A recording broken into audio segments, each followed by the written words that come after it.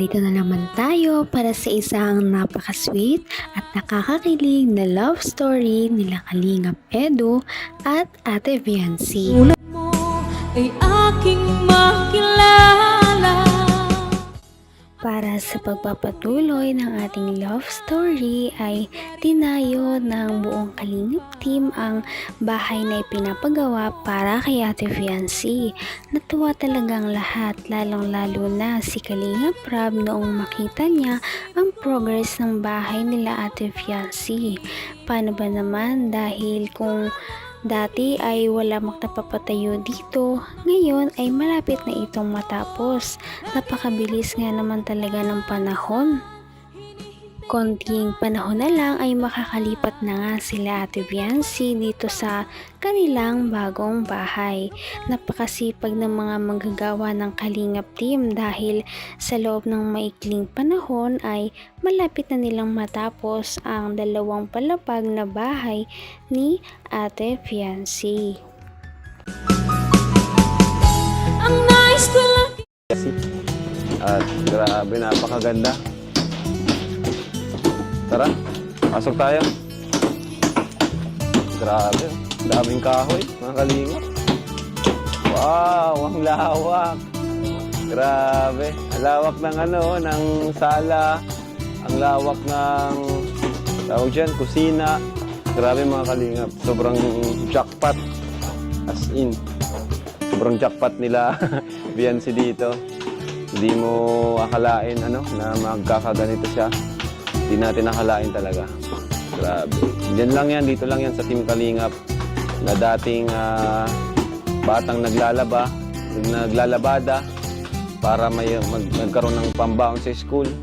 Ngayon, mga Kalingap, tingnan niyo po. Heto na, mga Kalingap.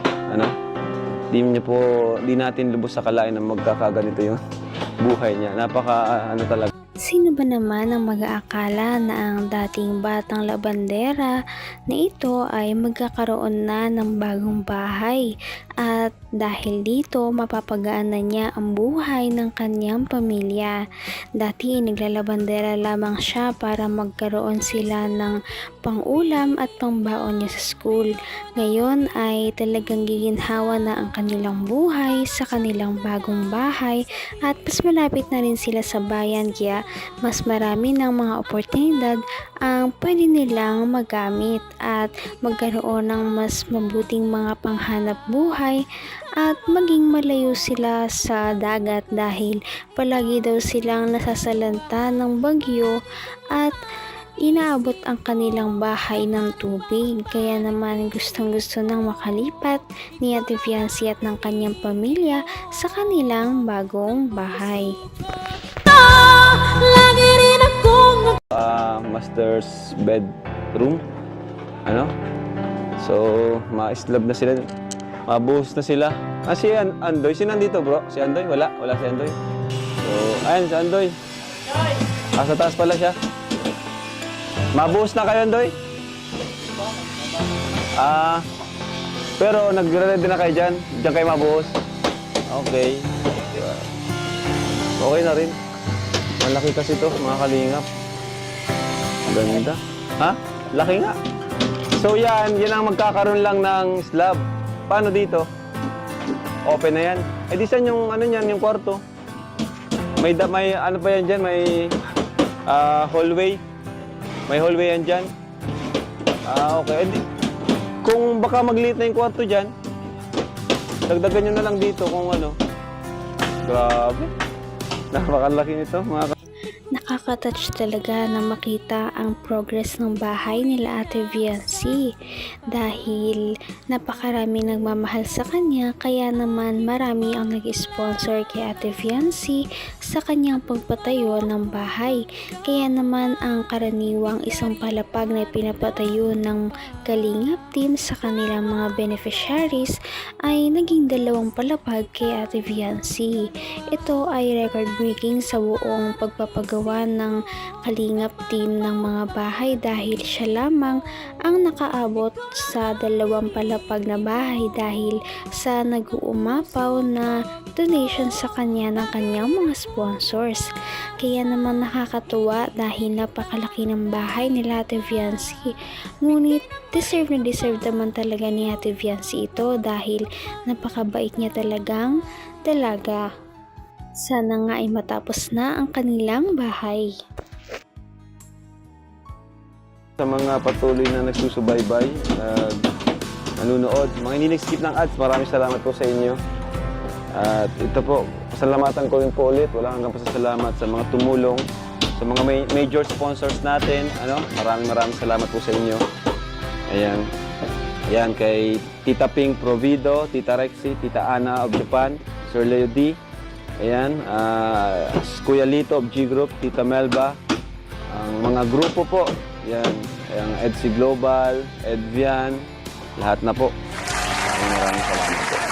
Ato, anong masasabi mo ato dito sa bahay po ni Ate Viancy mo? Kaya sobra pong laki. Saka sobra pong pag nakita pa lang po natin kaya nakapaw ka talaga. Nakapaw ka talaga. May second floor pa po. May second floor pa? For the first time po na may kanyang palaki. Oo, magiging ito na talaga yung Yung pinakamalaki, pinakamagandang paba. Sa buong Kalingap Angels nga, si Viancy lamang ang nakaranas ng mga ganitong bagay. Dahil sa lahat ng mga pinarayuan ng bahay, siya lamang ang nagkaroon ng 2-story na bahay. Kaya nakakatuwa talaga ito na panoorin. Kung mapapansin din natin, kada vlog ni Kalingap Rab sa kay Viancy, napakarami nang nagpapaabot na tulong. Kaya naman kada vlog ay meron talaga siyang allowance na magagamit niya sa kanyang savings, sa pagtulong sa kanyang pamilya at sa kanyang pag-aaral. Napakarami ng mga gustong tumulong sa kanya at mga nag-i-sponsor kay Ate Viancy, mapapera man, mga bagay at kung ano-ano pa. Kaya naman nakakatuwang mapanood na ang buhay ni Ate Viancy ay nagbago sa isang iglap lang dahil na-discover siya ng Kalingap team. Ha? Silipin ko lang dito. Tama yun sa bakal. Ha? Yung walang nyo boss. Yun, saka doon. Tapos? Ha? Hallway dito. O di mabawasan yung space. Tapos doon. Hindi mga tayo madam. Lipat lang sa kabila. Ha? Hindi lang lipat sa kabila para hindi nagkarapan. Pero madagdag kayo doon ng konti. Oo. Dagdag kayo doon ng konti. O ayos. Basta magdagdag kayo doon. Kasi kung babawasan yung hallway dito, maliit bagay yung kwarto. Yun.